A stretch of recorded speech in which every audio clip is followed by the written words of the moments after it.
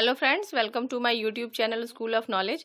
आज मैं आपके लिए सूक्ष्म शिक्षण से संबंधित कौशल को लेकर आई हूं और हमारा आज का कौशल है प्रस्तावना कौशल। प्रस्तावना कौशल को इंट्रोडक्शन स्किल भी कहते हैं। क्या मतलब होता है प्रस्तावना कौशल का? प्रस्तावना कौशल का मतलब होता है कि प्रश्न को निकलवाना। कैसे प्रश्न को निकलवाना?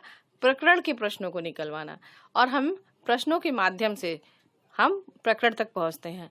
जो ये प्रश्न हम पूछते हैं बच्चों से, वो बच्चों के पूर्व ज्ञान से आधारित होते हैं और बच्चों के इसी पूर्व ज्ञान को हम नवीन ज्ञान से जोड़ते हैं। इसी कला को या इसी कौशल को हम किस में सीखते हैं? प्रस्तावना कौशल के अंतर्गत सीखा जाता है। तो आइए देखते हैं कि प्रस्तावना कौशल के लिए पाठ्य योजना कैसे तैयार करते हैं। मैंने पहले भी बताया है कि हर विद्यालय में अलग अलग तरह का शिक्षण कार्य होता है और अलग अलग तरह से पाठ्य योजना बनाई जाती है।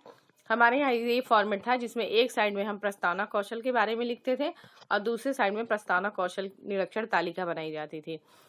एक साइड में हम जो है बच्चों से प्रश्नों के पूछते थे और दूसरे साइड में कौशल के घटकों का मूल्यांकन किया जाता है। ठीक है, ये दोनों ही चीज़ें आमने सामने बनी होती हैं ताकि जो है जब आपके सहपाठी आपकी कॉपी की जाँच करें तो मूल्यांकन करने में आसानी हो। ठीक है, तो आइए स्टार्ट करते हैं कि पाठ प्रस्तावना के लिए प्रकरण की कैसे तैयार करेंगे प्रकरण के प्रश्न। तो इसमें सबसे पहले हम लिखते हैं प्रस्तावना कौशल संख्या, फिर लिखेंगे छात्राध्यापक या छात्राध्यापिका का नाम। विद्यालय का नाम नहीं लिखते हैं क्योंकि ये कार्य जो होता है आपके अपने विद्यालय में होता है जहाँ पे आप शिक्षण कर रहे होते हैं। ठीक है, उसके बाद हम एक टेबल बनाते हैं जिसके अंतर्गत ये 6 बिंदुओं को लिखा जाता है, जिसमें पहला बिंदु होता है दिनांक। दिनांक वो दिनांक होता है जिस दिन आप शिक्षण कार्य करते हैं। दूसरा है आपका कक्षा, ये कक्षा 7 के लिए लेसन प्लान बना है। तीसरा होता है विषय हमारा सामान्य ज्ञान है। उप विषय नागरिक शास्त्र, चक्र 5वां और अवधि जो है 6 मिनट। जितने भी कौशल होते हैं उनकी अवधि जो होती है लगभग 6 मिनट होती है, 5 से 7 मिनट के बीच की होती है अवधि। ठीक है, उसके बाद हम लिखते हैं प्रकरण। तो चूंकि जब आप प्रस्तावना कौशल पढ़ाते हैं तो उसमें मेन चीज जो होता है कि प्रकरण हम हेडिंग तो डाल देते हैं, लेकिन हम बच्चों को ब्लैक बोर्ड पे जब ये चीज लिखी जाती है तो ब्लैक बोर्ड पे प्रकरण के आगे हम ये हेडिंग नहीं डालते हैं। जैसे हमारा प्रकरण राष्ट्रपति, तो हम इसे अभी नहीं लिखेंगे, इसको हम बाद में लिखते हैं जब प्रकरण के प्रश्न हमारे निकल जाते हैं, बच्चों से प्रश्न पूछते हैं उस प्रश्न में ही प्रकरण निकलता है, तब हम यहाँ पे लिखते हैं कि हमको ये पढ़ाना है।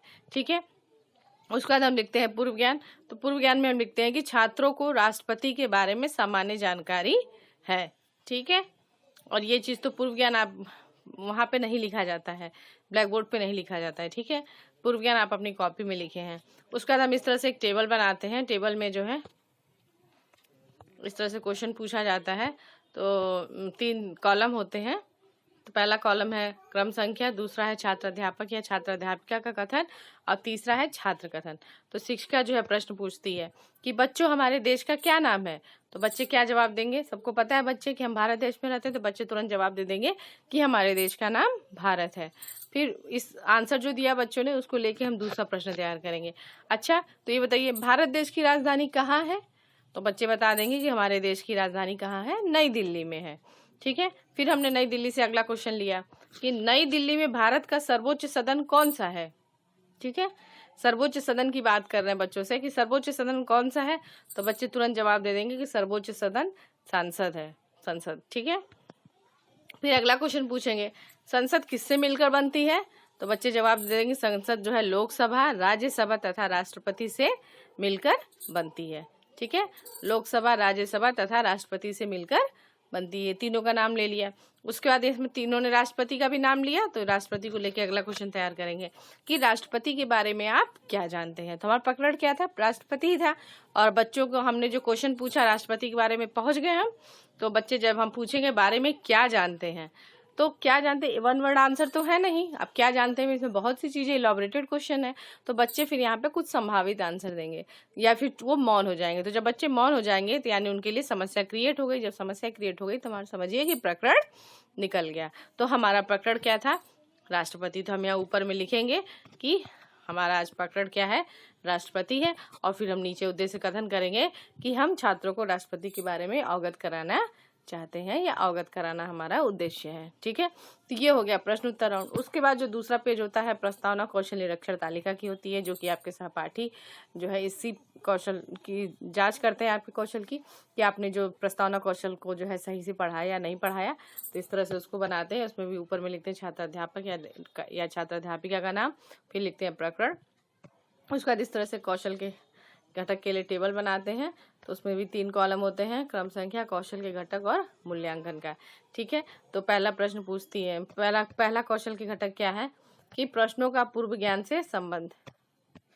तो प्रश्नों का पूर्व ज्ञान से संबंध मतलब कि जो प्रश्न पूछे जा रहे हैं क्या बच्चों को उसके आंसर आ रहे थे। तो अगर आ रहे थे तो यहाँ हाँ पे टिक होगा, नहीं आ रहे थे तो ना पे टिक होगा। तो आपने देखा कि बच्चे आंसर कर रहे थे तो हाँ पे टिक हो गया, तो यानी कि सही है। फिर पूछा ओके, प्रश्नों में क्रमबद्धता। क्रमबद्धता का क्या मतलब कि बच्चों आपने जो प्रश्न पूछा बच्चों ने उत्तर दिया, फिर जो बच्चों का उत्तर लेके फिर आपने प्रश्न तैयार किया, फिर बच्चे ने उत्तर दिया, मतलब क्या इस तरह के सीक्वेंस थे। तो यदि थे तो हाँ पे टिक करिए, नहीं तो नहीं पे टिक करिए।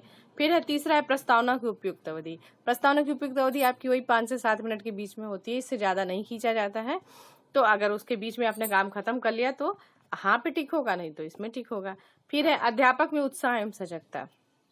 क्या मतलब इसका, अध्यापक जब पढ़ाने गए, आप जब वहाँ शिक्षण गए, आप क्योंकि आप ट्रेनिंग ले रहे हैं, तो जब आप ट्रेनिंग ले रहे हैं तो ऐसा तो नहीं आप वहाँ जाके शर्मा रहे हैं, या आपके चूंकि शिक्षण कार्य के समय जो है आप देखेंगे आपके सहपाठी बैठे हैं तो आप उनको देख के या तो मुस्कुरा रहे हैं या शर्मा रहे हैं या डर रहे हैं, इस तरह की चीजें तो नहीं थी। आप वहाँ पे जाके फुल एक्टिव तो थे, ये तो नहीं कि मुंह बंद करके ऐसा क्वेश्चन पूछे थे कि मुंह में से आवाज ही नहीं बाहर जा रही थी।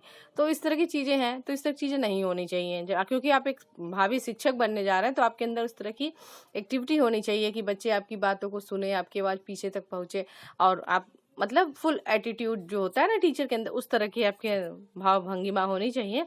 तो वैसा है कि नहीं है, तो अगर है तो यहाँ, नहीं तो यहाँ टिक हो जाएगा। फिर है प्रश्नों का पाठ एवं उसके उद्देश्यों से संबंध। इसका क्या मतलब, इसका मतलब ये है कि आपने बच्चों से जो क्वेश्चन पूछा और बच्चे जो आंसर कर रहे हैं, तो क्या वो जो है जो आपका प्रकरण है उससे संबंधित ही है या कहीं और जा रहा है क्वेश्चन कहीं और है, उद्देश्य कुछ और है, ऐसा तो नहीं है। अगर है तो इस पे टिक होगा।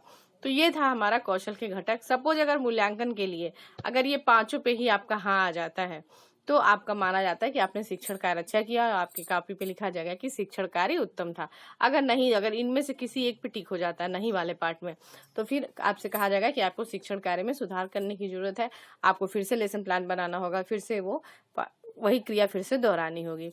ठीक है, उसके बाद हम उसके नीचे लिखते हैं आलोचना एवं सुझाव। तो आपके मित्र हैं, आपको आलोचना करेंगे, आपको सुझाव देंगे कि आप अपने शिक्षण कार्य में किस तरह से सुधार ला सकते हैं। और सबसे नीचे बनाते हैं हस्ताक्षर सहपाठी एवं हस्ताक्षर निरीक्षक का कॉलम।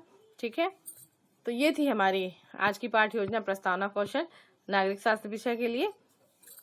फ्रेंड्स, आपको मेरी वीडियो कैसी लगी कमेंट करके जरूर बताइएगा। अगर आपको मेरी वीडियो अच्छी लगी हो तो प्लीज़ इसे लाइक करें, शेयर करें और मेरे चैनल को सब्सक्राइब करें।